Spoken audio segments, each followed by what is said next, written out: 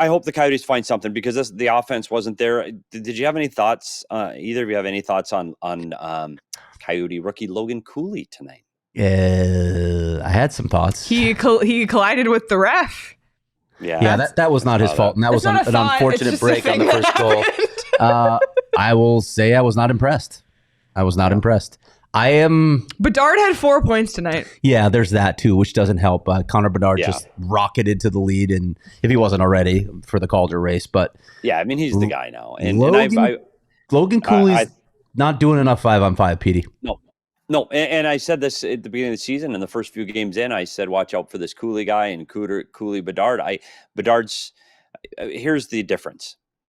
I mean, well, one, they're both really high, talented, skilled players. But the Arizona Coyotes were on a 6-on-5 pulled goalie situation for 1:48. I don't know the exact time. It was, let's say, 2 minutes. Yeah. Logan Cooley's not on the ice. If the Chicago Blackhawks pull the goalie, do you think Connor Bedard's on the ice? Do you think the first power play is on the ice? The first face-off of every period he's on the ice? He's getting 19 to 22 minutes a game every game. Logan Cooley sitting around 12 to 14.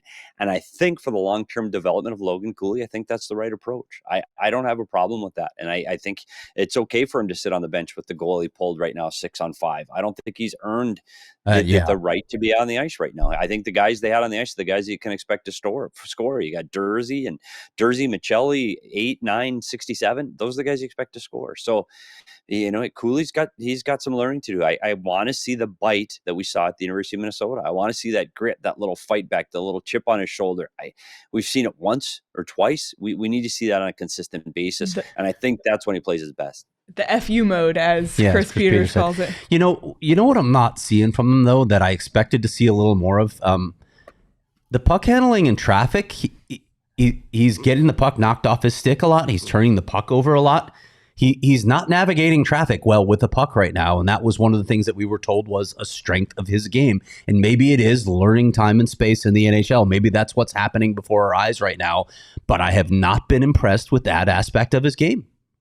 Yeah, and we're 13 games in, and these guys, both these two guys, are going to have a very, very long NHL career. So it's good. We're going to follow them through a lot of ups and downs.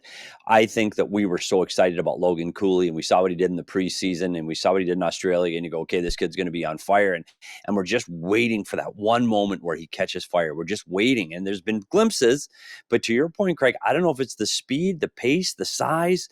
I think he's still finding his way here, and I think it came really easy for him in college. He play on bigger ice sheets a lot of the nights, which helps him with his speed game. But I think it's going to be there. And just like we saw with Krause, who scored again, and you get those floodgates going, I'm hoping Cooley gets that light switch moment where it finally clicks for him. We saw it with Michelli.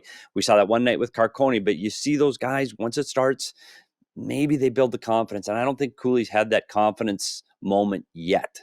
And I'm still hoping that we get to see that, and maybe even on this trip.